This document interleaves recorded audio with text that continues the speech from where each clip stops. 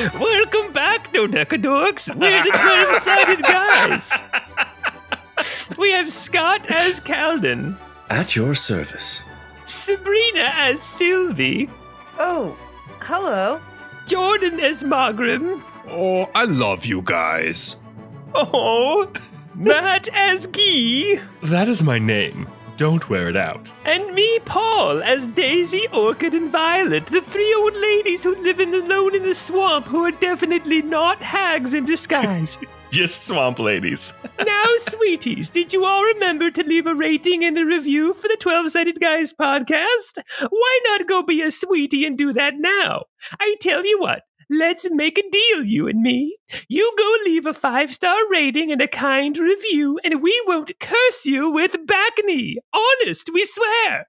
Just listen to this listener who already left a review. It's a terrifying threat. It's true. I left a 5-star rating and a review of the 12-Sided Guys podcast, and I didn't get backney.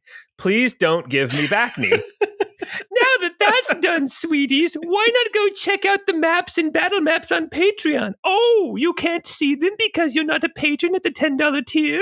Well, why don't we make a deal, Sonny? Girly, sweetie? If you head on over to Patreon and become a patron, then we won't curse you with ED.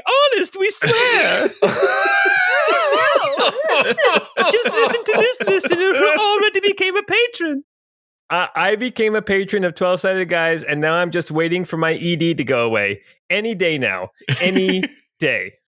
Anyway, if you give forest mushrooms to witches in the hopes of getting some magic powder, then this podcast is for you. It's Chorus of the Forsaken, episode 60, sweeties.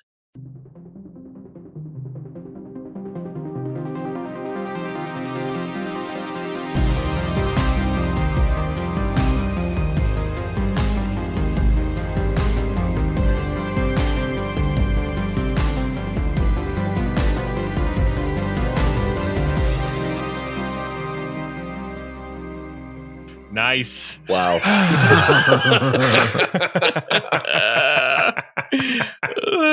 Oh, you guys. Thank you for putting up with me.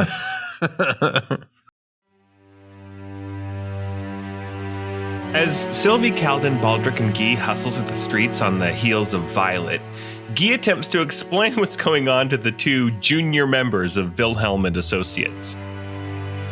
Baldric, Kalden, I'm sure you have questions.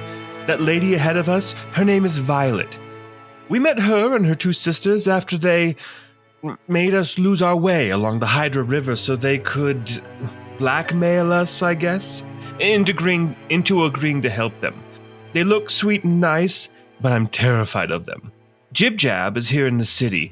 They're an ancient elven hermit who's kept mostly to the wilds. Cilvy dreams of them. Wherever Jibjab is, nature revolts. Violet and her sisters want that savage influence contained. Jibjab is here looking for their former companion, Bubbles. Baldric, you know him all too well. Bubbles is the necromancer responsible for the aura of undeath over Cladvina. He's also scary. At this point, Guy looks down and realizes he's still holding Kalden's hand. He looks up right into Kalden's eyes. Aww. We are in so far over our heads. It would be funny were it some campfire story.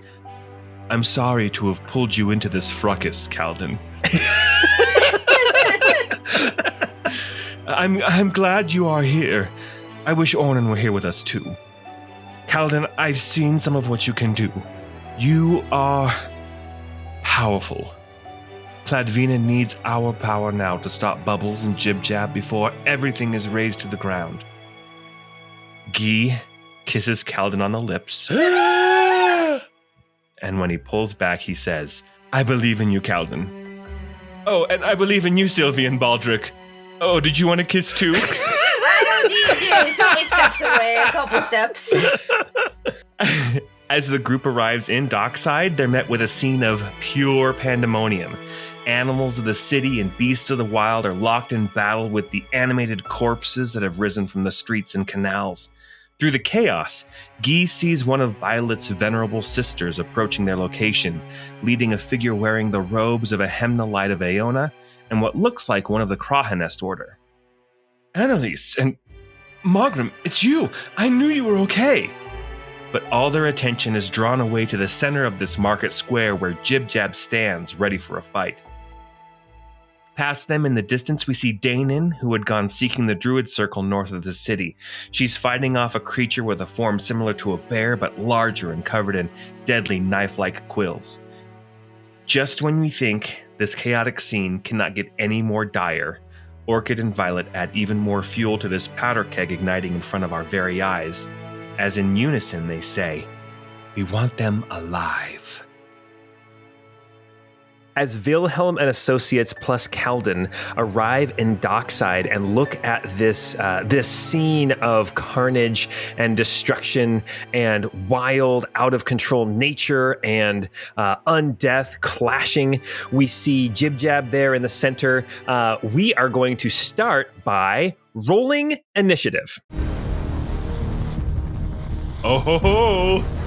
Oh, by the way, in my write-up, I gave... Kalden mouth herpes.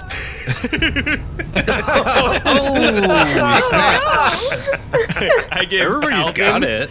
Jeez. I'm so sorry. Cold sores. You got cold sores. Sorry. Yeah. I have a spell for that, don't worry.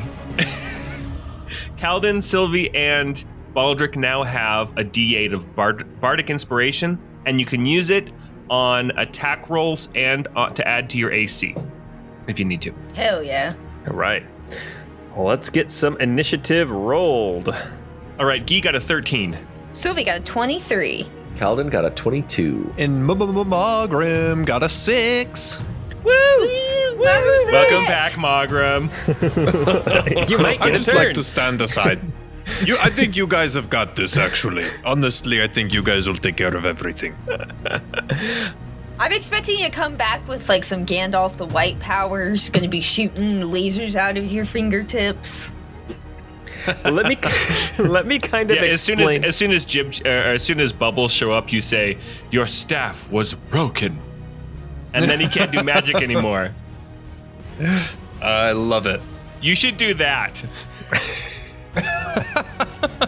Okay, let me kind of explain what you guys are all seeing. Wilhelm and Associates, you guys have arrived in kind of this northwest corner on one of these islands. As you recall, Cladvina is islands that are like intersected with canals. So you are on an island here in the northwest.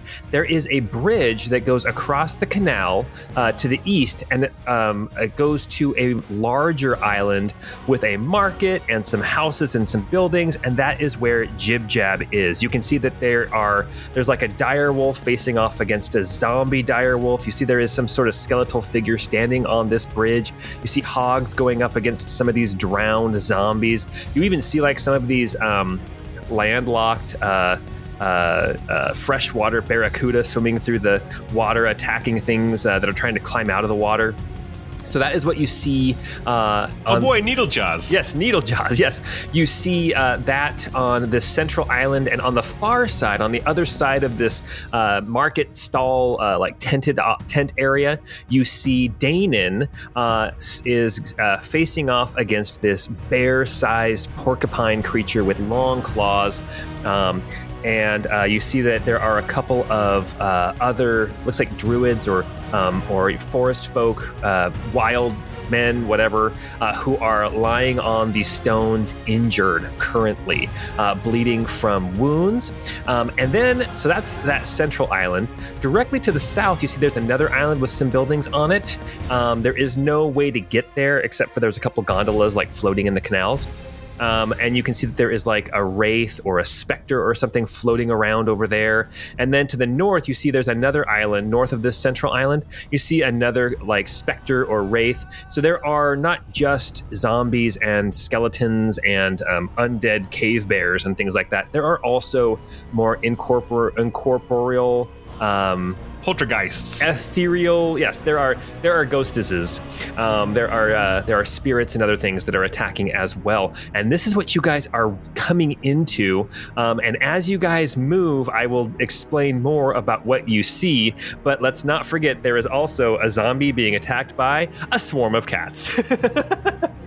I'm also concerned about the sharks in the water that I'm seeing. Oh yes, there are sharks in the water. There's also the little Butter Brothers are on their gondola, and they are currently paddling away from some of these drowned zombies. You know, wraiths don't need to swim. That's true. That's true. So, also, just so you guys know, wraiths also hate racists. Okay. I've heard that.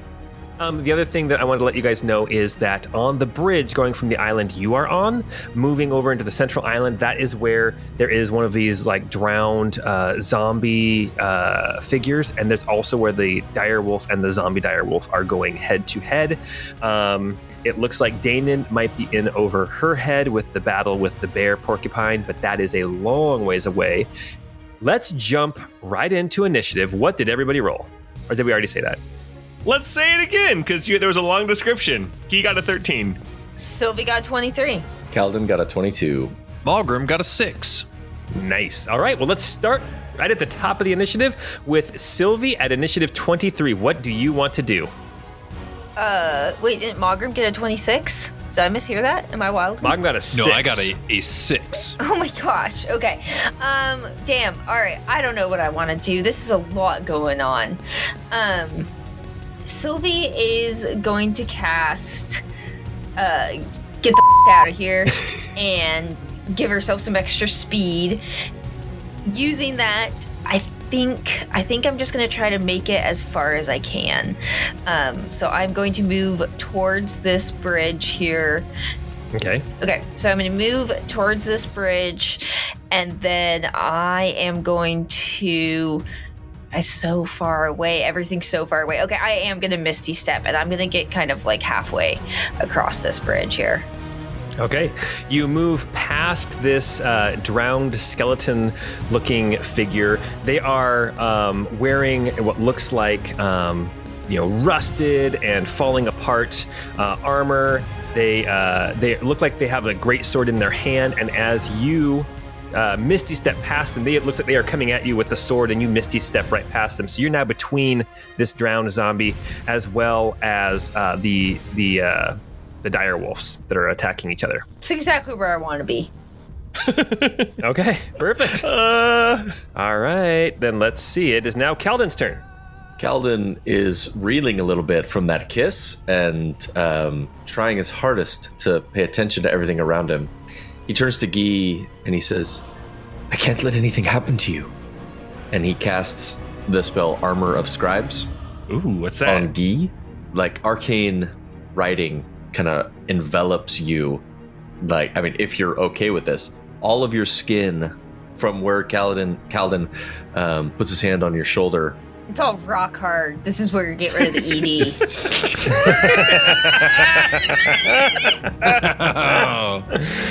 ED. No, so your skin looks like it's covered in tattoos of like handwriting from Kalden. Like Paul Atreides' mom. Exactly.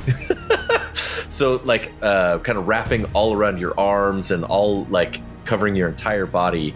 You're covered with this like sigil writing from Kalden. And for the duration of the spell, you have resistance to bludgeoning, slashing, and piercing damage. Oh, nice. Okay, perfect. Kalden will then run up to the bridge, just to the beginning of the bridge, and survey the area and kind of try to figure out what he's going to do next. All right. Very good. Yeah, it looks like the bridge is about 45 or 50 feet long from water edge to water edge. Okay, that now brings us to Prelate Annelise, who is here as well. She is going to move forward 30 feet, and she is going to pull out her symbol of Aeona, and she's going to surround herself with an aura as this. It's almost like orange and yellow and white crackling aura, almost like flame, surrounds her in a 15-foot radius. Ooh, let's go. Anybody recognizing that flame? Not in her flame. Oh, that's true, yeah. She doesn't serve the sovereign. Oh, Jelloin? Jeez. All right, awesome. R.I.P. That is that is Annelise's turn. And then that's going to bring us to Dainen's turn on the far side. Dainen was going to change into a monster or a beast of some sort to fight off this Savager. But first, she actually summons forth, with the power of nature, suddenly this swarm of ethereal wolves is Boys becoming men, men becoming wolves. suddenly this swarm of wolves appears, and it is going to lash out at this Savager. The Savager must make a dexterity saving throw and fails, and then is now going to take 3D. Wait, let's see. 3d10 slashing damage. That's going to be 13 slashing damage to the Savager. And then Dainen is going to... She does not want to back up because then it'll get an attack of opportunity against her. So she is going to try to survive one round next to the Savager. All right. Very good. And that brings us to Baldric the Black. So all three of your NPC allies get to go in a row. That is going to be... Baldric is going to step forward, and Baldric is going to cast Slow on the drowned zombie, whom now must make a wisdom saving throw, difficulty 15. Let's see what it can get. Wisdom saving throw is a +6. It makes it. So, well, that means that the slow spell is wasted. And is going to move up next to Annelise as well. And now that brings us to Guy. All right, so seeing Cilvy on the bridge by herself with this greatsword wielding skeleton, Guy is going to say, is he going to be mean to this old lady who's standing right in his way? Oh, Violet. Shove her out of the way into the canal. Out of my way, swamp lady. And I'm going to go ahead and move my 30 feet up to the end of the bridge. And then I'm going to use my bonus action to do, to pass between. Okay. And move an additional 30 feet up next to, I'm not quite there. Where are you moving to? She got in my way, so I'm still 5 feet away from this stupid skeleton. But with 2024 rules, you can move through allies. Oh, okay, then never mind. Was she an ally, though? I mean, I did insult her. She got you here safely, as you recall. Okay. She got you here safely. So I'm right to this skeleton guy. All right. And I'm going to go ahead now, and with I pull out Saskia's scepter, the Queen's scepter. And I'm going to go ahead and make an attack against this guy. That's a 16 to hit. That will hit. Okay. And that deals 5 bludgeoning damage. Woo! Woo! Nice. Let's go. And then for my second action, I'm actually going to do something new. For my second attack. For my second attack, yes, tickle fight. No, what you actually see is you see this feminine arm, kind of like you've seen in the past, kind of this wraith-like shadow echo of somebody from the past who wielding that same scepter, and that arm is going to take 2 additional strikes. All right, so then there's 2 attacks. The first one is a 14 to hit. That will hit. Oh, nice. So that's 11 force damage. Okay. And then the second one will be 12. Oh, so the second one's a 25 to hit for 12 force damage. That will hit. Right. Nice. Okay. And that is my turn. Okay, very good. So Guy is done. It is now the Savager's turn. The Savager is going to do what Savagers do and is going to go after Fred Savage. Dainen. Macho Man Randy Savage. Adam Savage from the Mythbusters. Dainen is going to be bit once and clawed twice. So It is +9 to each of these rolls. So the bite is only a 13. That's going to miss. With her AC of 17, that is going to miss. And then the 2 claw attacks are going to be, those are both going to hit a 20 and then a natural 20. Boo. Yikes. It's going to be 68 plus 12.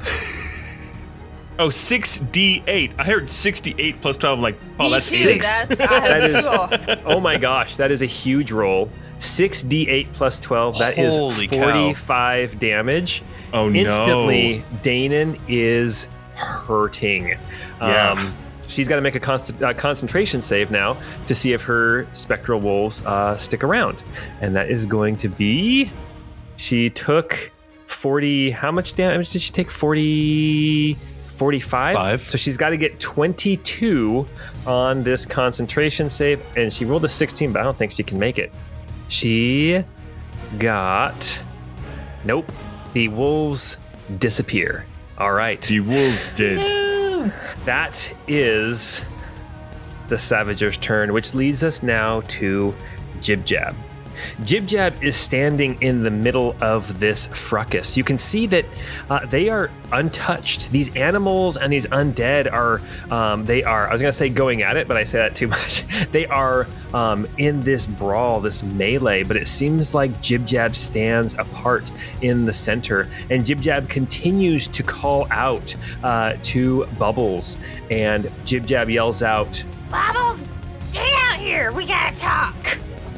all right, that brings us now to Mawgrim. Okie dokie. Mawgrim is going to move the turn tracker so he can see where he wants to go. Okay. We're going to go ahead and make our way Downtown? to the base of the bridge. Okay. Walking fast. Cilvy, you, because of your Misty Step, you're too far away from me to be able to do anything cool for you. But for this group of people, I'm sorry. Goodbye. Mawgrim is kind of rushing up to the base of the bridge and then says, "We are bonded with the strength of love and friendship." And this like kind of radiant energy like kind of shoots out from him in a circle. And for Annelise, Kalden, and Guy, you are affected by my emboldening bond. And what this does is, while you are affected by the bond for the next 10 minutes, you get an extra D4 on any attack roll, ability check, or saving throw that you make if you're within 30 feet of another bonded person. Furthermore, whenever another bonded person is being attacked, a second bonded person within 30 feet can use their reaction and teleport to an unoccupied space next to them and take all of the damage from the attack. That's pretty sick. Very cool. That's awesome. Okay, so that is my turn. Okay, awesome. All right, that is now going to bring us to the undead zombie creature on the bridge next to Guy. There are two attacks coming. There is a great sword in one hand, and the other hand, as you look, you realize that it is actually this long sort of tentacle, like an octopus or a squid's tentacle. So it can attack 5 feet with the great sword. I don't like this. And it can attack 15 feet with the tentacle. Okay? So, Greatsword is definitely coming at Guy, and that is going to be 7 plus only a 14. I think that will that'll miss. definitely miss. Yeah. All right. And then it is going to swing out with its tentacle at either Cilvy or Guy. It is going to go at Cilvy. Cilvy, a tentacle is coming your way. That is going to be... Joke's on them. I'm into it. I want to have disadvantage on this attack. Disadvantage? Disadvantage on this attack. Okay, disadvantage on this attack. That's going to be a 19 to hit. That'll do Come it. on. Okay, that's going to be 2d6 plus 3 necrotic damage. That's going to be 12 necrotic damage. Cool. I need you to make a difficulty 15 Constitution saving throw. Come on, big money. You're going to get the blue balls. Okay, that was 21. 21. Nice. Your hit points are not reduced by that amount, and Huzzah. you also did not catch blue rot. All right, Blue that balls. My balls are still pink and fleshy. Hey, can I? Nice. Can I Just kind got of take intended. back something? Yeah, go ahead. Instead of giving that emboldening bond to Annelise, can I just keep that for myself? So it's me, Kalden, and Guy that have the emboldening bond. That sounds fine by me. Yes. Okay, cool. Yeah, her anyway. Oh, come on. If you want, since you know Mawgrim knows Annelise better, you could give it to her instead of me. But it's up to you. Yeah, because you're a player character. Let's get you in there for the mix. All right. All right, very good. Well, that brings us to the bottom of this first round, where we're going to let everything else kind of move, which includes the little Butter Brothers. They are going to paddle down 30 feet down the canal, sort of in your direction, towards the bridge that Guy and Cilvy are standing on. We have... Man, I hope no stray fireballs go their way. We have a swarm of cats attacking some monks and some zombie monks and some zombie warriors. The hogs are going after another warrior. One of the hogs gets cut down. We have... No, not Hubert. Hubert. Well, this would be Hubert the 12th now. You know what? I'm not exactly sure, but we've got direwolves going after each other. Let's make a quick roll and let's see. It looks like the direwolf zombie is currently overpowering the living direwolf, but they are still blocking your path. If the direwolf zombie wins again, the direwolf will die, and then the direwolf zombie will be alone here at the end of the bridge. Okay. Back to the top of the round. Cilvy, it is your turn. You're in the middle of the bridge. You just got hit by a tentacle. Ooh boy. Okay. So Hi. yeah. What are Sylvia's feelings on hentai? You know, she never really Way to thought say about it it wrong. until now, but you know, she's not exactly sad. Hey man, know good what job you're saying gonna it wrong. Good job saying it wrong so nobody thinks you know what it is. Okay. We all corrected him, though. What is this pornography that everyone is speaking of? Jeez, Cilvy, what you doing? Let's see. I don't know. Okay. I'm gonna Misty Step again here to the end. Oops. To the end of this bridge. So I'm just off of it. Okay. And then I'm going to continue my movement and run over next to Jibjab. Okay, very good. That was just my action, or my bonus action. Okay. So for my action, I'm going to cast Storm Sphere. Okay, as you run past as you Misty Step, you appear right next to the living direwolf, who does reach out and try to bite you, but misses you as you leave its threat range. Rude. Yes. All right, Storm Sphere. Where are you dropping that? Okay, so I want to drop it kind of like between the two wolves, essentially, to try to get this creepy skeleton up here a little bit north, and then maybe this guy here a little bit south. Not get me and Jibjab, so I guess maybe more like that. How big is the circle? 20 feet. So 20-foot radius? yeah, I think I can get both wolves and some pigs and Like that? Yeah. I can't Okay. see if he did something, but Oh yeah, there. hell yeah, that's perfect. Perfect. Yeah, you got both wolves, you got a zombie, you got cats, and you got a hog. I kind of just want to keep this side of the bridge so nobody's going over and harassing people too much. Got it. And if the little Butter Brothers, accidentally sail through it, that's not my fault. Awesome. Yeah, are the little Butter Brothers exempt from, like, for example, Annelise's aura, or would they also take damage if they go through it? She has set it up for beasts and undead. Obvious, aggressive I have not creatures. set mine up to not. Right. I don't Yours think is you just have a going for choice. everything. I know, I know, you but I just want to say specifically, even if I did have a choice, I would not have them Oh opted out. gosh. Does anything happen when you initially cast it, or is this something that happens on each of their turns? I think it's anybody who starts their turn in their 20-foot sphere of whirling air. Each creature in the sphere, when it appears or ends its turn there, must succeed on a strength saving throw or take 2d6. Okay, so since it just appeared, they all have to make that save. Yes, and it's 15. 15. All right. Zombie direwolf. fails. Regular direwolf fails. Zombie fails. Swarm of cats fails. Hog passes. Amazing. Go ahead and roll the damage. Oink. 9 damage. Sorry. 9 damage. Okay. All right. 9. Cats are dead. Haha, And the they hog all is have 9 fine. lives. Yay, you killed some cats. How does that make you feel, Sabrina? Those Sylvie cats did it. specifically were terrifying, so I'm not feeling too bad about it. All right. Awesome. Okay. Kalden, it's your turn. Kalden is going to run past Mawgrim and stand about 10 feet behind Guy, and he's going to cast his arcane darts. And so it will be 3 darts that will automatically hit the creepy skeleton guy. Okay. Ooh, max damage. So each of the 3 darts did 5 damage, so he just took 15. What's it, arcane?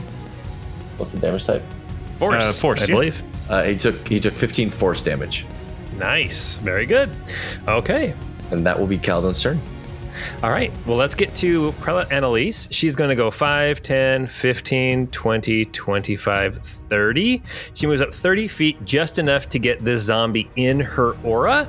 And then she is also going to, she's going to cast a spell at the zombie. She is going to make him make a wisdom saving throw. He is going to roll a wisdom saving throw and get a 12 on his saving throw and fail, which is then going to be spells, 2d8 sacred flame damage, dealing, it was supposed to be a dexterity save, but it failed anyway. Dealing 8 damage to the Drowned Master. I will also say, if the spell she's cast is Spirit Guardians, they've changed the description, so now it works whenever they pass into the emanation, or the emanation passes over them. So it is now like the Beyblade technique in Baldur's Gate 3. Oh my goodness. Oh, hell yeah. Oh, So let's agree now, guys. Let's not try to exploit this and make it dumb, because there's lots of crazy ways we could, like, you know, cast haste on her, or like. Hey, I think it should. around this I'd say it should only work 1 time per round, right? 1 time per turn. Because I mean, that is otherwise how you can it move is up in 5 feet, Baldur's back Gate. up, You can't move walk up, back in and up. out. Yeah, you can't. Well, the zombie made their wisdom save, so is going to take. That is 17 damage from the Spirit Guardians, halved to 8 damage. Okay, and now it is going to be Dainen's turn. Dainen suddenly is no longer there, and in her place is a frickin' direwolf. And it is going to make Hell yeah.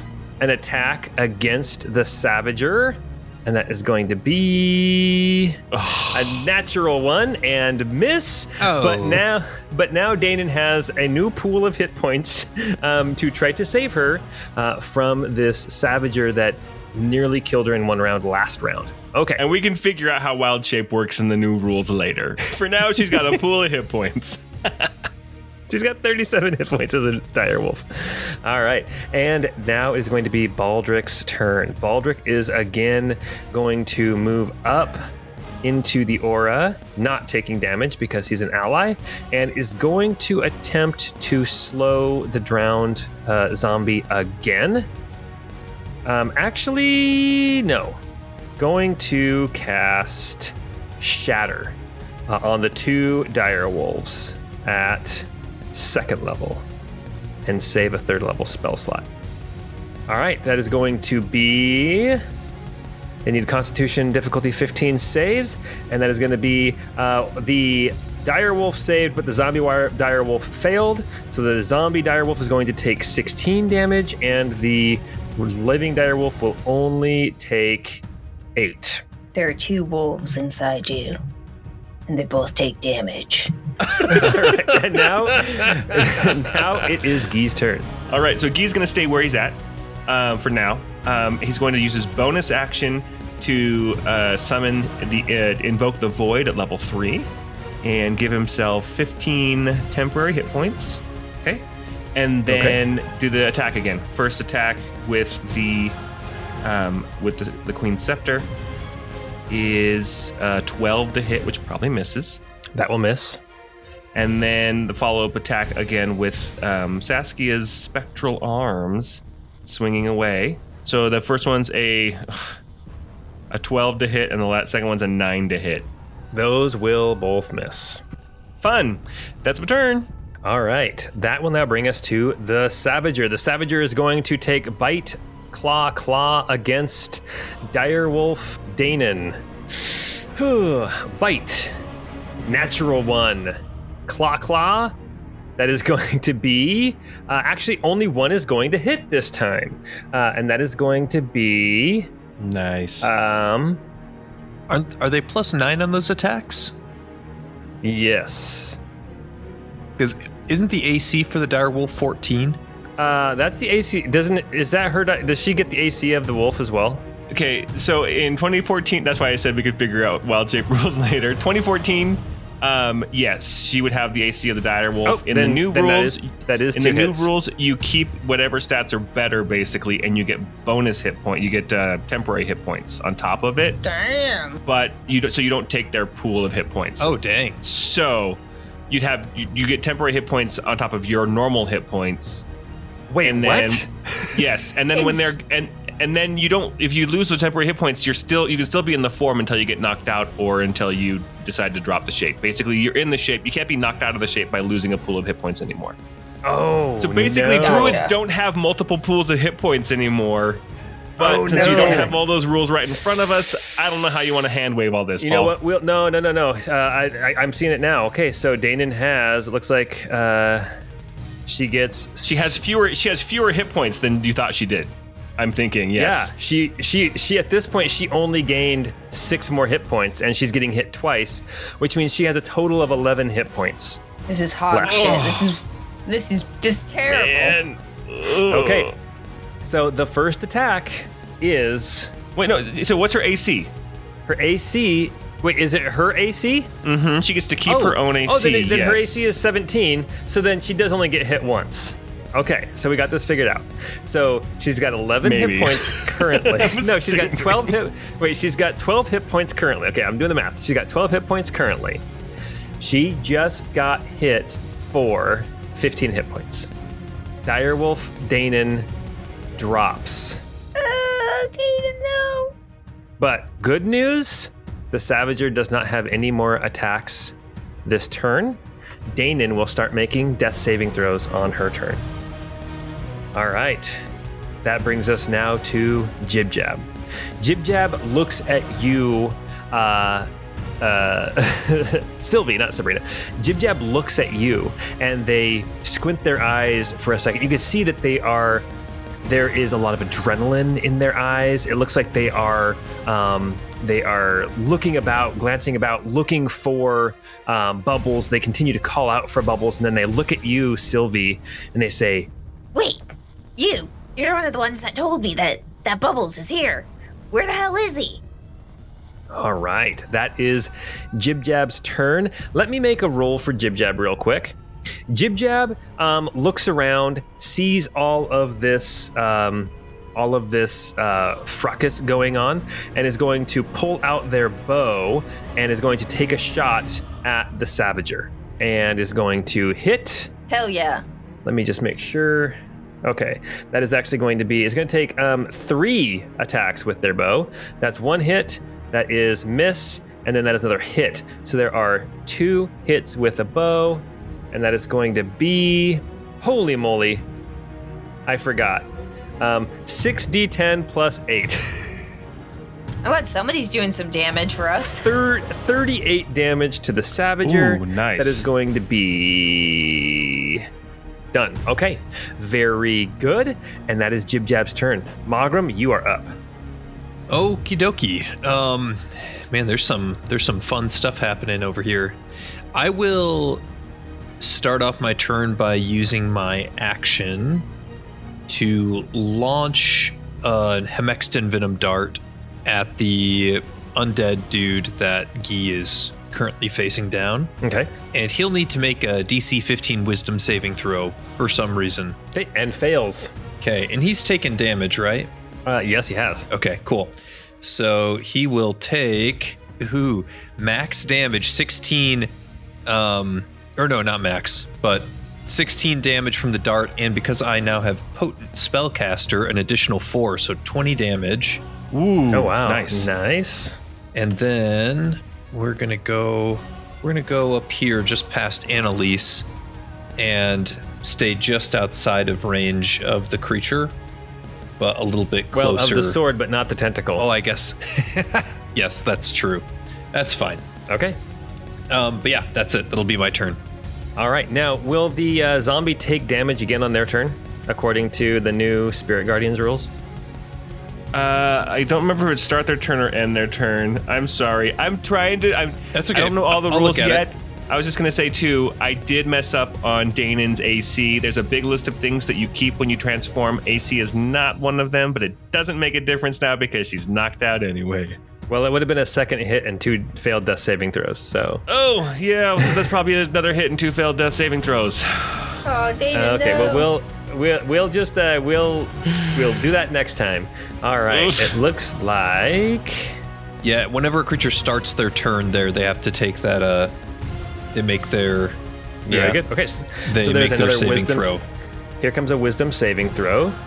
Is going to With disadvantage. with disadvantage. It's going to be a 14, and her spell save is, I believe, 15. It is. Her spell save DC is 15. So gonna fail and take the full damage of. Come on, 6 big money. 6 radiant damage. Jeez, come on. 1, 1, and 4. All right. But now it is this guy's turn. Is going to take a sword attack against Guy. All and right. that will be 14. That misses. No, that's gonna be a 12. Oh, that totally misses. Oh, I forgot. One other thing. Are we supposed to be afraid? No, you're not supposed to be afraid. I forgot. There is an aura of cold that comes off of him. So on your next turn, you will end up taking cold damage from being too close to him. Okay. But the next attack is going to be a tentacle attack, and that is coming either towards Guy, Mawgrim, or Kalden. That is going to come towards Mawgrim. Mawgrim, you have a tentacle coming your direction. That's going to be a natural 20. Oh my gosh. He's going to use his reaction. He's going to use his reaction to switch places with Mawgrim Okay. and take the damage. Oh. All right. So why don't you flip spots, and the tentacle attack is going to be 4d6 plus 3 necrotic. Oh, it's necrotic too. Dang it. Okay. It's okay. That is going to be 13. That's going to be 16 necrotic damage. Okay. He takes 15 cold damage. All right. That is going to be 2. There we go. And then I need you to make a Constitution saving throw difficulty 15. Any bonuses from anybody else around me? There are no paladins in the group. Just good vibes. Just a man. D4, right? You get a D4 because of Ilmater's bond, the emboldening bond. Okay. Well, even without the D4, it's a dirty 20. Oh man! All right, nice. So you do not get blue rot, and you do not lose maximum hit points. That would have been All one right. maximum hit point, by the way, because that took all my 10 hit points. Okay, awesome. That brings us now to initiative 1, when all of the other creatures are going to go.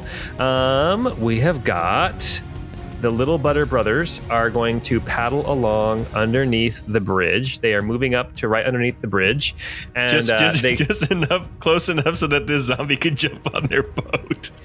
well, they actually are calling down to you guys. They're actually calling Push down to you him guys. over. They're like, jump, we'll get you out of here. Now make it rhyme. As long make as it you're racist. not. No, I And make it can't. racist Make it against Guy. Oh my gosh. Jump and get out of here. As long as you don't have pointy ears. There we go. Jesus. So good. Thank you. Thank Have you. you considered entering rap battles? Mom spaghetti. Real quick. So I was taking my daughter home. I was taking her to her mom's house, and I'm like, "Hey, do you want to get something to eat?" She's like, "No, I think I'll just have mom spaghetti." And I was like, "Mom spaghetti," and then I had to play her what's the name of that song again? You better lose yourself in the music the moment. Yeah, but I can't remember the name of it. Anyway, yeah, so I played that song for her, and she's like, "I hate this song." I'm like, "Oh, mom spaghetti." Anyway, that's in the song. All right, so we've got direwolf and zombie wolf and one more hog and one more zombie in this sphere of storm. The zombie wolf and the direwolf are going to go after each other again, and the regular living direwolf dies. The direwolf zombie takes it out. Let's see, we have got a couple of things. It's in a storm sphere. Did they do something on their turn? Yeah, everybody gets that 9 damage if they lose the strength saving throw.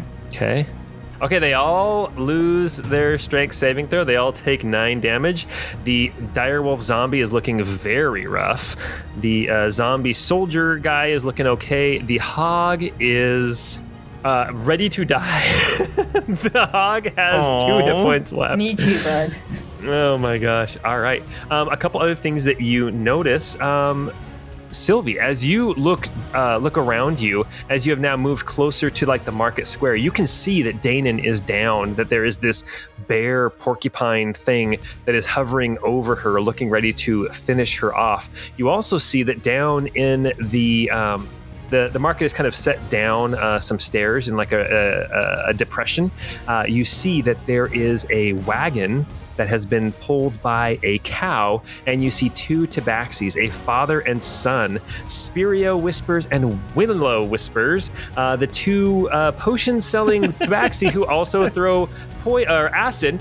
They are being attacked by some feral chickens. Oh, and it looks like their cow is hooked up to their wagon, and it looks to be also losing its cool. So you have them in there who are dealing with this rowdy cow and these feral chickens, and I need everyone to make a perception check. Ooh, Mawgrim got a 24. Cilvy got a nat 1. and Guy got a 7. Kalden got a 14. Okay. The only one who notices this, as you guys are in the middle of this pitched battle, Mawgrim, you have always been very perceptive, and especially now with your recent exploits into the world of, being dead. You glance around, you see that there are dead bodies. There are people here who have been killed by either undead or beasts of some kind. You see that there is carnage here, and rising up out of one of these bodies, you see struggling, this spiritual arm comes out and is pulling itself slowly, just like struggling with all of its might. You see a glowing golden specter pop up out of this dead body. Mawgrim? Wait, like my guy? Mawgrim, you have never seen this figure before, so you don't recognize it. You were currently dead. Got it. Okay. Yeah, I think Mawgrim would be like, what in the world is that? You see, this is not necessarily, the only thing that's different about this is that it's kind of glowing with this golden energy, but you see specters and wraiths flying around as well in this kind of vortex of undeath that is surrounding the area. Okay, we are back up to the top of the round. We have Cilvy. Okay, so first thing Cilvy's going to do is use that bonus action to lightning strike. Let's lightning strike this zombie that's kind of closest to me here. Okay. But still in the sphere. So And- that is... boop, boop, boop, boop. Does it automatically make the lightning damage? Yeah, that would be 26 to hit, so that should do Nice. it. Yeah. And then the lightning damage will be 15. Perfect. Zap him. And then I'm going to say to Jibjab, I'm going to say, I'm not sure where Bubbles is. We have some information on him, but look around you, dude. You're causing so much chaos. We need to have you get out of the city. And then, heck, what do I want to do? I'm going to cast a fireball at this bear because he looks like he's going to be causing some problems. And I think I just kind of want to cast a fireball here. At this zombie bear thing? At the zombie bear thing. Everybody, there's a zombie bear. Yeah. Hopefully not for long. All right, yeah, you cast fireball on this this giant cave bear zombie thing. Well, giant, it's like 10 feet tall. And it manages to make its dexterity that's save. like 3 feet tall, bear. so. Yeah, What? 10-foot bear is still, like, giant works. And I'm a gnome, so I'm 3 Yes. feet tall, so that's pretty it's pretty big. Well, I'm saying it's not giant, like it's not huge sized, right? I use words that D&D has co-opted as like rules. You know what I mean? Anyway, so it manages to make its dexterity save and only takes 15 damage then. Rude. All right, very good. All right, is that your whole turn? Yeah, that's it. Okay, very I'm good. gonna All stay right. by Jibjab here. Okay, Kalden, it's your turn. Oh man, okay. Kalden is going to. No, I'll do it. I'll just do it again. I'll do another arcane sigil. Again, cast at level 1 on the same skeleton dude that we've been fighting. Okay, very good. I rolled another 4, so that's another 15 damage. My rolls aren't going through to roll 20. I don't know what the deal is. All right, very good. This guy is looking like he is taking a beating. Very good. Anything else you want to do, Kalden, or you stand put? It seems like this bridge has kind of bottlenecked everything. There is the little Butter Brothers down below. If you want to jump onto their gondola, they can get you somewhere else on the map. No, Kalden's going to take a step forward and stand next to Mawgrim and Guy, but that's all that he's going to do this turn. All right, very good. All right, that's going to now lead us to Prelate Annelise. Prelate Annelise is going to move past Guy and then to the other side of this zombie, trying to get the direwolf zombie in her aura, but she can't quite make it far enough. So she's going to take She is going to cast another spell, but she has to be careful with her spell slots because she is only level 6. She is going to cast... Yeah, she is going to cast Scorching Ray. And she is going to send 2 at this zombie and 1 at the direwolf zombie. Let's see here. Let's cast it. So the one of the ones towards the zombie hits. The next one is going to also hit, and then towards the direwolf zombie, that one is going to be a 10. So that one's going to go wide. But the drowned zombie here on the bridge you guys have been fighting is going to take some damage. That is going to be a total of only 10 fire damage. Come on. That's a 1 and a 4. And then a 2 and a 3. Oh my gosh, 10 damage? I know that she can do better than this. I know she can. All right. I'm going to be honest. Scorching Ray's always disappointed me in practice. Yes. Unless it was the Navorians using it against you guys. Then it was devastating. All right. We are now to Dainen. Dainen needs to make a death saving throw. A 14. That's 1 in the positive. We are heading on to Baldric the Black. It is Baldric's turn. He is going to... You know what? He is going to do it. Drip, am I right? 5, 10, 15, 20. He is going to jump off the bridge onto Little Butter's gondola, and he's going to point to the far side and say, "Get me over there." And then he's going to tap one of them on the side and says, "You got this, you son of a bitch," and give Little Butter Brothers some bardic inspiration. And then Wait, are they one person? They're one token. They're one character. They're one character. And then he is going to cast another spell, and that is going to be... I need to be careful. Vicious Mockery. He's going to say, "Hey, Direwolf, your skin looks terrible. You should try a new skincare routine." Wisdom save, difficulty 15. And the direwolf zombie has no clue what he's saying and gets a natural 20 on its wisdom save and no damage from the terrible vicious mockery. All right, Guy, it is your turn. Okay, so Guy's You are gonna move. still on the bridge. There is still this zombie warrior guy here. He is looking pretty bad, but he's still standing. So last time I switched places with Mawgrim, so I got to move back up to him. So I'm gonna move up right next to him and next to Annelise, and I will go ahead and take my attack. First attack for that action with the Queen's Scepter is going to be just a 10 to hit. That will miss. Which will miss. But then the second attack I'm going to do a cantrip, and I'm going to do an arcane burst and send out 2 arcane bursts, the 180 feet out to the Savager. Oh, okay. Across the way, trying to save Dainen, because I can see what's going on there. The first one is a 16 to hit, the second one's a 13. Both of those will miss. Oh my gosh. Okay, that's 2 wasted rounds. Bonus action, I'm going to do another 3rd level Investiture of the Void. Okay. All right. Which now brings us to the Savager. So the Savager has now had spells cast at it. It has been shot with arrows twice. Is the Savager going to try to eat Dainen, or is the Savager going to come after more targets, including potentially 2 very cute tabaxi and their cow? I'm going to roll it. Maybe the chickens will defend him. Odds, the Savager is going for Dainen. Evens, Savager is going to go for other prey. No. Oh no. It still has to roll to hit though, Paul. Oh man. And It still has to roll to hit.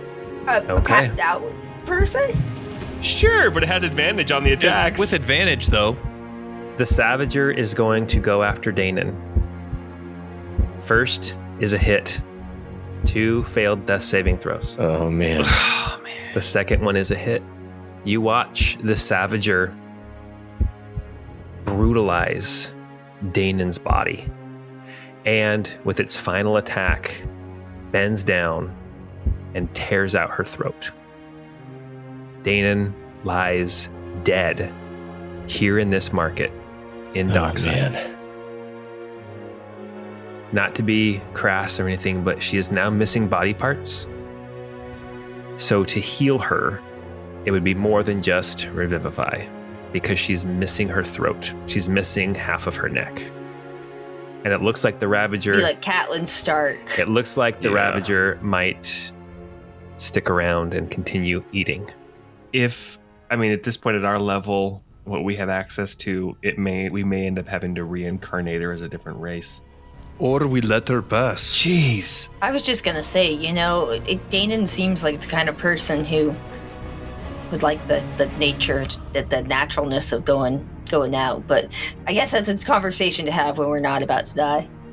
Somewhere off in the distance, you hear the bleating of a goat crying out.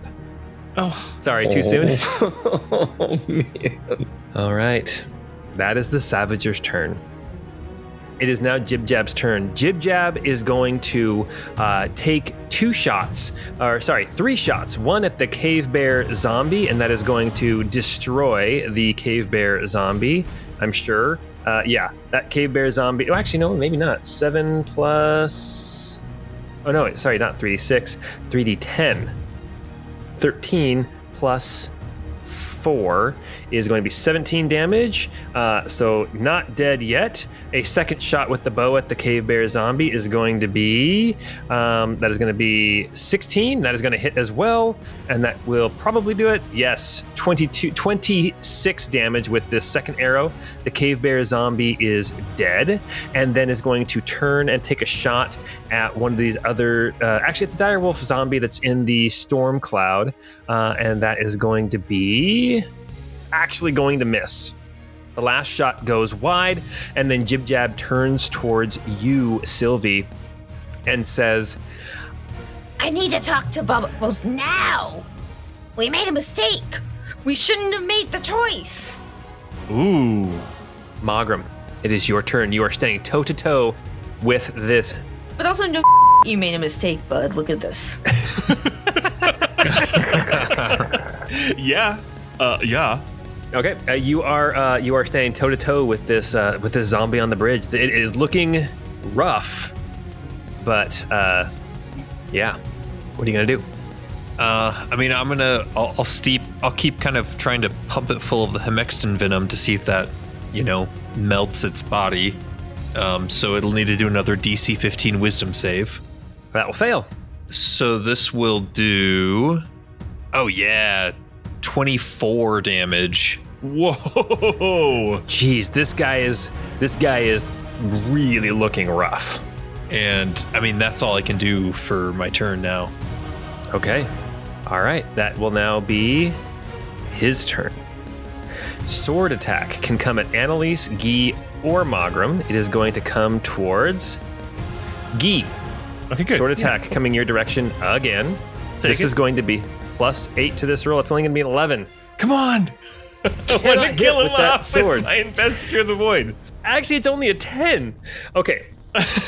But now here comes the one last thing. I've been forgetting to do this. Mawgrim, Annelise, and Guy, you all take instantly 7 cold damage just from being so close to this figure. That is too much. No saving throw or anything? No saving throw. Wow. Okay. All right, and now the sword attack misses, and now the tentacle is coming at one of the 4 of you. So I'm looking here, it's going to come at Mawgrim. Mawgrim, tentacle attack coming your way. We actually switch places with Mawgrim. Okay, coming at Guy. Guy's just really into this tentacle. That's going to be a 12. Oh my god. I really love hentai. Is that how it's pronounced? You bent over and turned away from him. Oh my gosh. All right. That is now going to bring us to the final initiative. It is this golden specter. I need perception checks now from Kalden and Guy. Okay. And Mawgrim, you can make your perception check with advantage. Guy got a 6. Kalden got a 12. Mawgrim got an 18. Mawgrim, as you are fighting off this zombie here on the bridge, you suddenly see the golden specter that you saw climb out of one of the corpses. You see it rise up behind Guy, and with your 18 perception, you see a hand reaching towards Guy's belt. Mawgrim, I will let you... Oh, goodness. That's inappropriate. It's like Ghostbusters. Yes. God damn it, Oh, Guy. man. We can't take you anywhere without you trying to get it on. Mawgrim, I will let you take a reaction right now, if you want to, against this specter. Yeah, I'm gonna do the kind of swap place things with Guy and go right where that specter was reaching. Okay. As you guys get totally goosed. As you guys switch places, you see this hand swipe out, and it brushes the side of your leg. With your 18 perception, you recognize Mawgrim. That is right where Guy keeps his book. They're coming for your book. What is this thing? All right, and now that brings us to the end of the initiative order. With everyone's perception, you guys have totally lost track of where the 2 sisters are. And the little Butter Brothers are going to paddle across and now can dump off Baldric on the far side of the bridge. Let's see. Direwolf Zombie needs to make a strength saving throw. Makes the saving throw. How much bludgeoning damage does it take from being in the storm? Is it more than 3? Yes. Even if it makes its attack, it's going to be at least 4.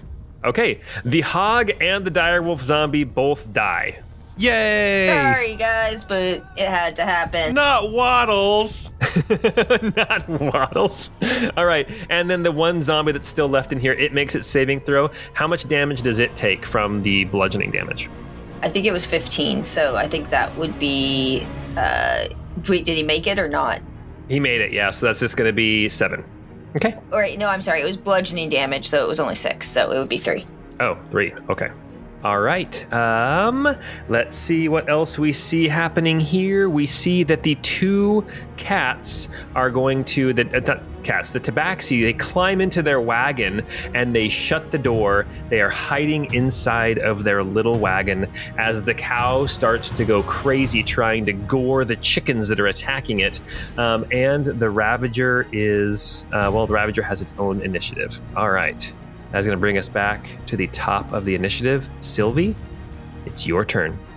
All right, first things first, I am going to have that lightning leap, and I'm going to have it again go at the same guy who's kind of at the bottom or the south side of my thing. Yeah. One of these things that can potentially go after Baldric as he climbs out of the gondola. Yeah, I'm not going to let my bay get hit by a zombie. It's official. Okay. Well, not if he dies. All right, how much damage is that? Is that 16 damage? No, that's 12 damage. It's 12 damage, yeah. Unless Nice. he makes it, then it's 6. Nope, he failed. All right, very good. Then what are you going to do for your actions? Gosh, okay, Dainen's already down. I guess I'll go help these folks. So Cilvy's going to cruise on over towards the cat folks. And Okay. I think I'll actually just use the dash action to go 70 feet. Okay. All right. You are getting Which closer I think to... gets me all the way into the doorway there. Yeah, you're going down the stairs into the market square. You can see the Ravager from where you are at as it is feasting on Dainen's body. The chickens are going at the cow, and it's actually a pretty even match, not gonna lie. All right, Kalden, it is your turn. Kalden is going to cast his Sigil of Frost on the skeleton in front of him. It has to make a DC 16 Constitution save. Oh, actually, you know what? Here's something that we forgot to do last round. Before you do what you're going to do, it has to make a wisdom save or else take damage from Prelate Annelise. We did not do that last round. It is going to make the save, but it's still going to take 6 radiant damage. Okay, it is still standing, but it is very, very rough. What are you going to do, Kalden? So he has to make a DC 16 Constitution save. Kalden scribes a sigil in the air in front of him, and frost starts forming all around the skeleton guy. And what does that look like as it fails its save? It takes 10 cold damage. And what does that look like? Oh, wait. Oh, Is it? He's immune to cold? Oh, it is.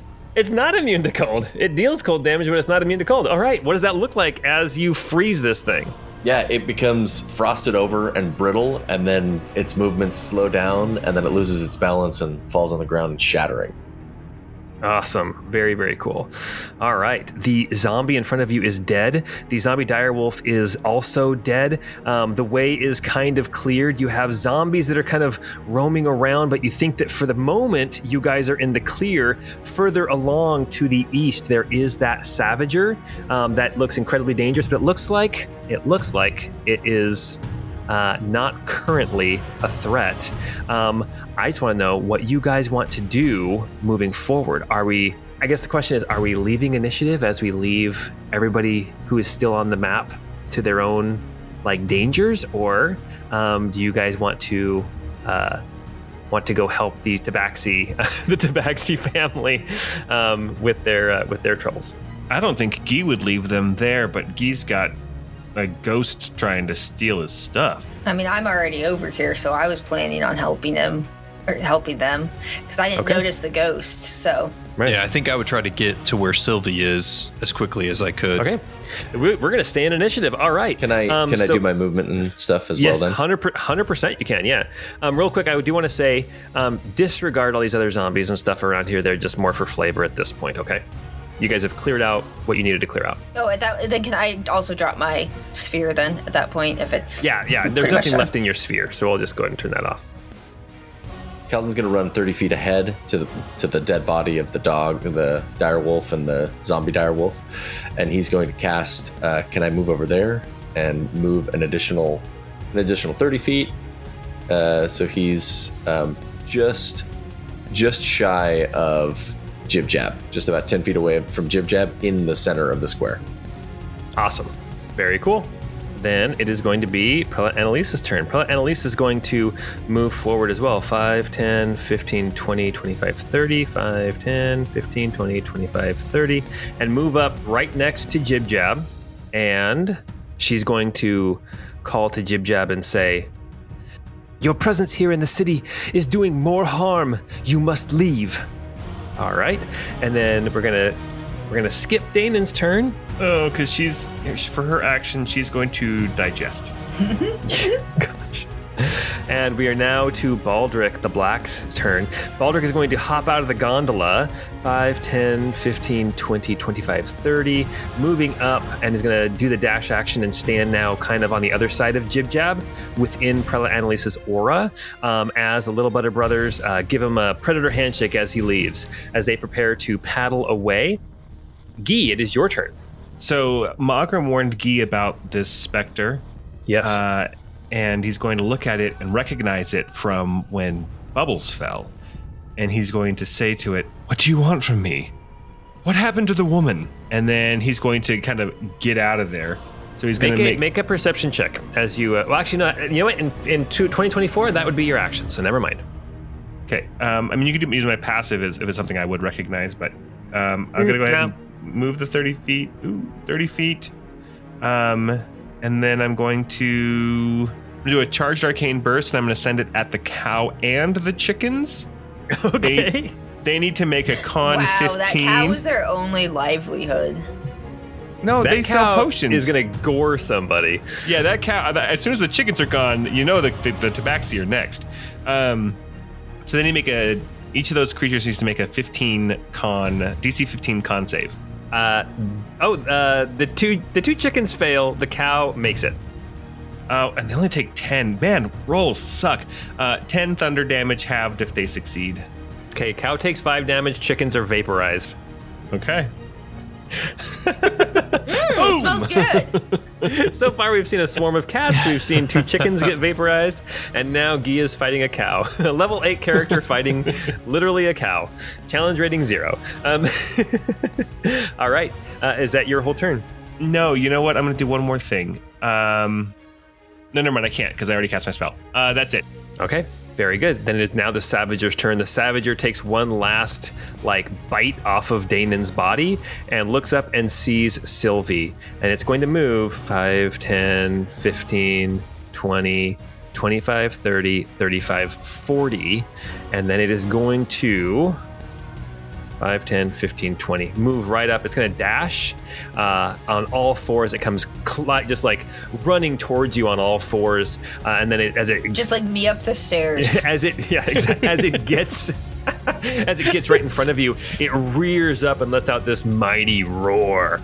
How else are you going to go up the stairs, honestly? It cannot attack you, but you are now within its threat range. Okay.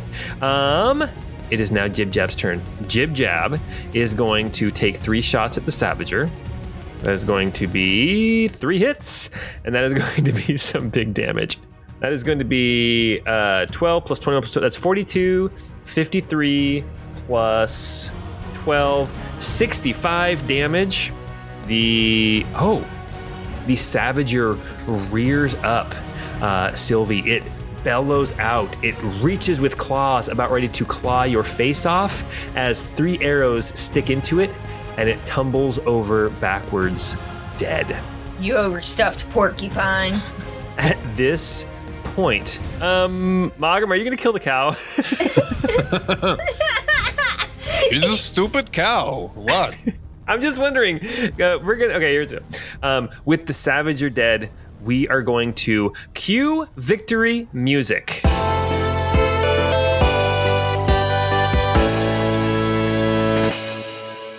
And we happened to save their cow and their livelihood. We calmed it down with some soothing music, maybe tied them up. Perfect. Yes, you guys are able to calm down the cow. Here you are in this on this island, surrounded by canals. Wait, really? We calmed down a cow that's this close to Jibjab? You know what? The cow has hay. You guys can kill it if you want to. I mean, Do you guys want to kill the cow? Kill the cow.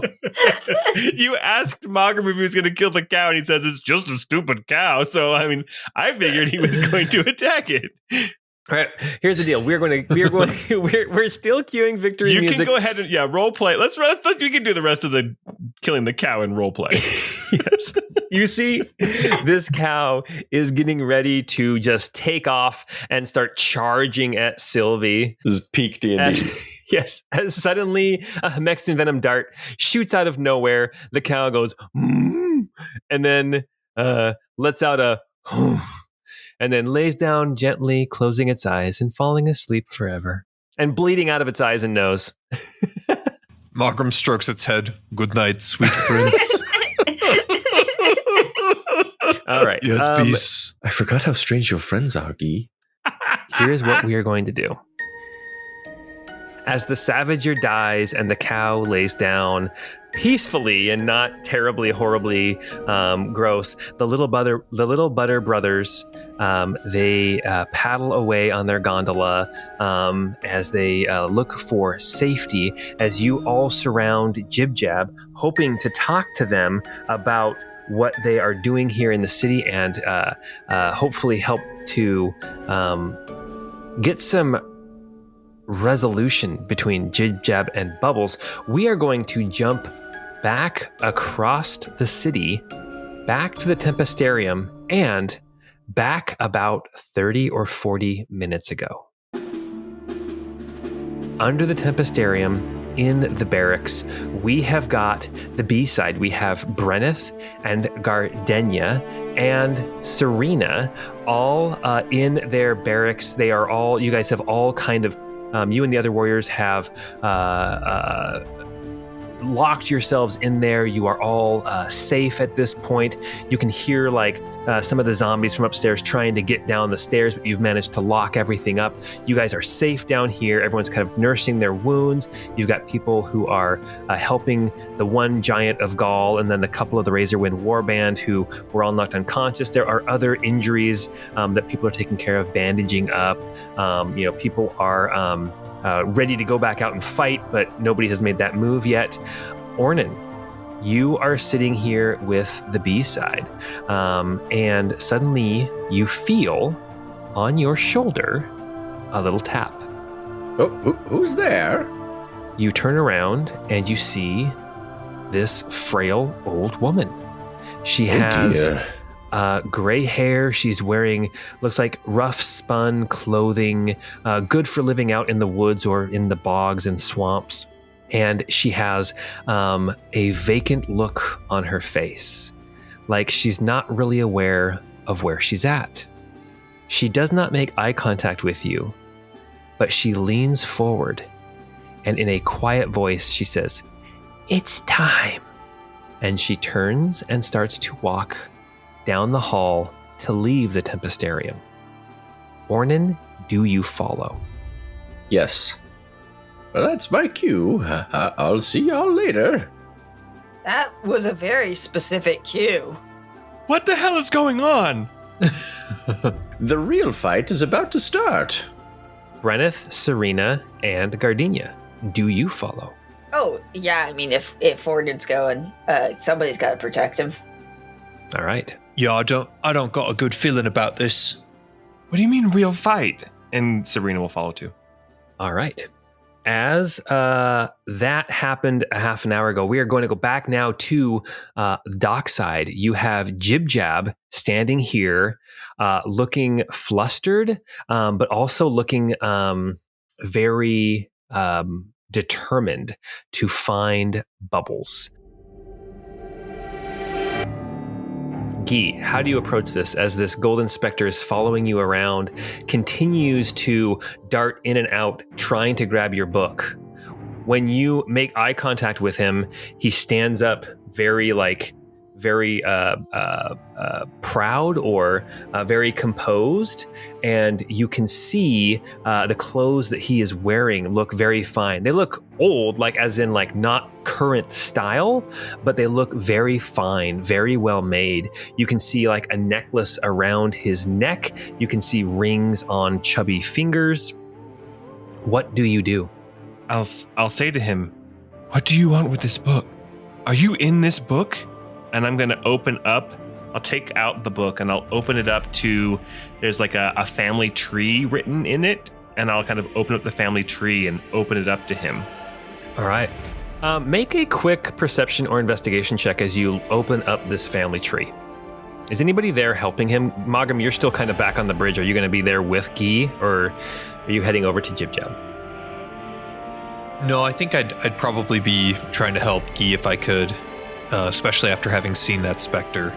All right, you can make a perception check as well. Guy got a 17. Mawgrim got a 22. You both notice this as you open up the book to this family tree. You can see Covington going back and marrying into different families, but Covington has always been kind of that solid name for most of the family tree until you get back to a place where Covington marries into Heartwood. And as you look back, you see at the very top of this tree, this genealogy here in the book, the very first name is Draven Heartwood. As you ask, "Are you in this book?" you see the specter. It looks like he is having to concentrate, almost like you saw the woman before, but he does not glitch nearly as much as the previous specter did. Like, this figure has more control over this ethereal, this spectral form. And you see a finger reach out, glitch once or twice, and then with determination, as this figure tries to control this spectral body, points to a name on the genealogy about halfway up, and it says Simon Covington. Make a dexterity save. Guy. Oof. So I got a +4 or plus D4. That is a dirty 20.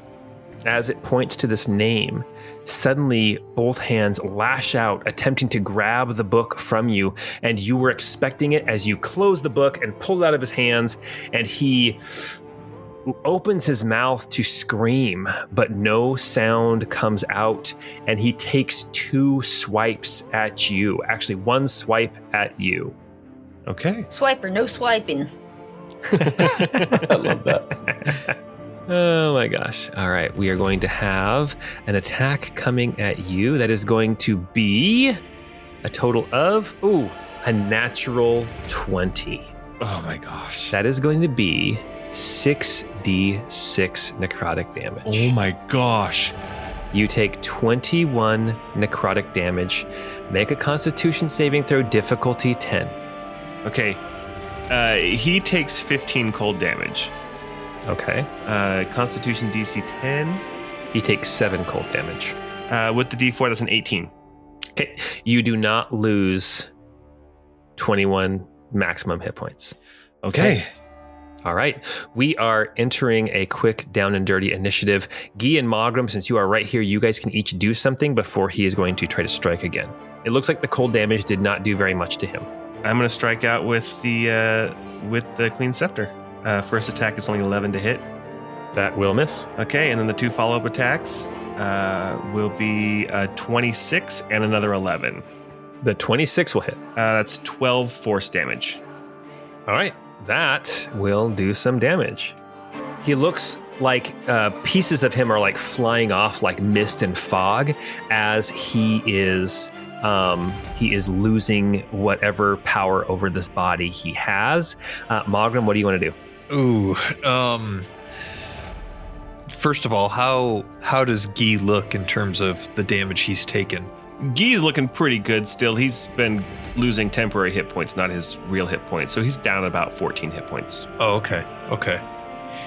Well, Mawgrim will take a white phosphorus capsule and chuck it at this guy. He'll need to do a DC 15 dex save. Gonna fail. And we'll take 18. Yes. 18 radiant damage. Oh, geez, yeah. And then with a bonus action, The power of Christ compels you. I'm going to do a second level bonus action and shoot a. Before you even need to waste that spell slot. Okay. That white phosphorus capsule, you see the figure like just with that energy, that light, that flash of light from this phosphorus capsule. You see it reaching again towards Guy as suddenly it like breaks up into pieces and floats up into the air in these spectral pieces of dust. Okie dokie then. I have no idea what's happening.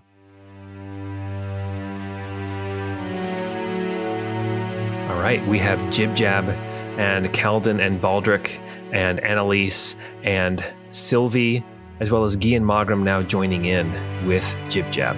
What do you guys say to Jibjab in this moment? Jibjab, we need to get you out of the city. Yeah, that's a good point. I think it is time to leave the city, and I think it is time that you explain to us the decisions that happened those hundreds of years ago. What happened in Oak Road? Jibjab looks at you all and says, I came for Bubbles. I need to talk to Bubbles. and then Jibjab says, I made the decision long ago to not have my presence hurt others, but this is a necessity. We killed Bubbles once, but we know he's back. Sounds like you didn't do a good enough job. I'm sure you know him better than we do, but he seems to be a very powerful sorcerer, mage with control over death. He's going to be a hard one to put down permanently. If you're looking for him, he may be around here. Baldric, you said you saw him in some kind of a warehouse in your last dream? Oh, by the way, I tried to tell you earlier, we dream about you and your friends. Baldric says, yes, I saw him. He was resurrected from a jar or a vase of some kind in a warehouse. I think it's here somewhere.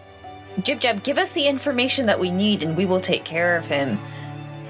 Yeah, you can get out of the city and we can come chat about this later because this is chaos. Jibjab says, No, I need answers. And I need to remove myself of this curse. You said something of a deal? This isn't The Price is Right.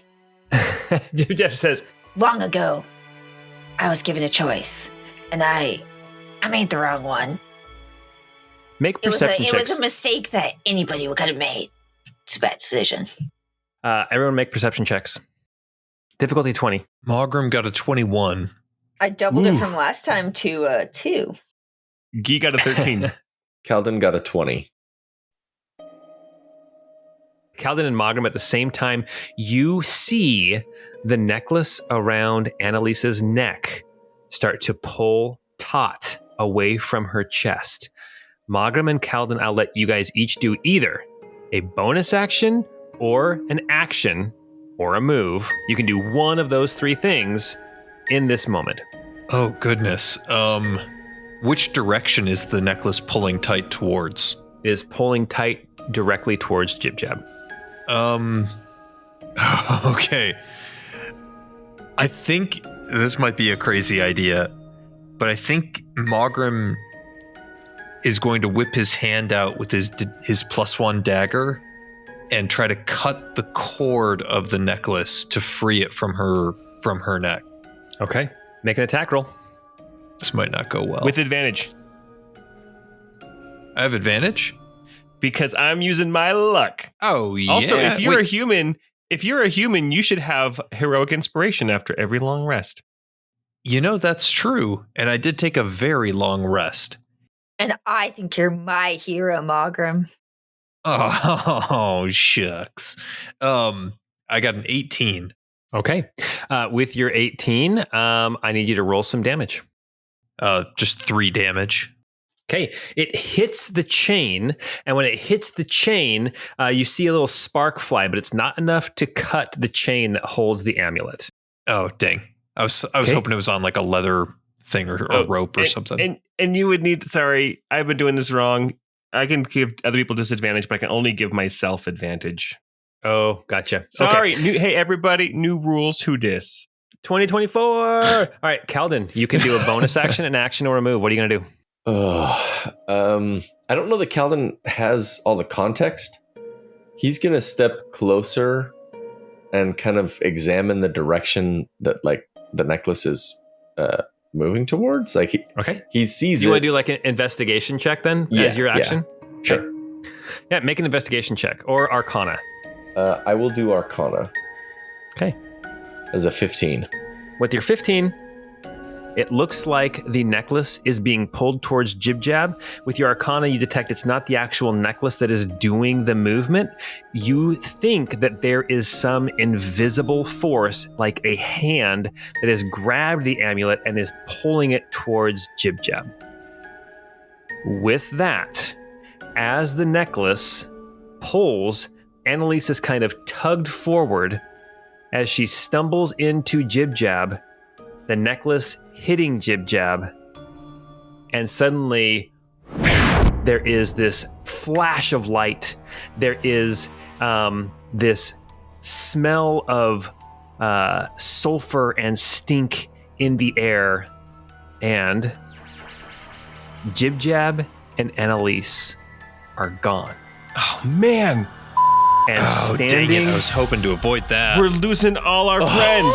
Oh, no. standing in their place, you see Orchid and Violet with smiles on their face, just as in the same direction as you guys came, suddenly Ornan, Serena, Brenneth, and Gardenia, along with Daisy, the last of the 3 swamp sisters, come stumbling into view.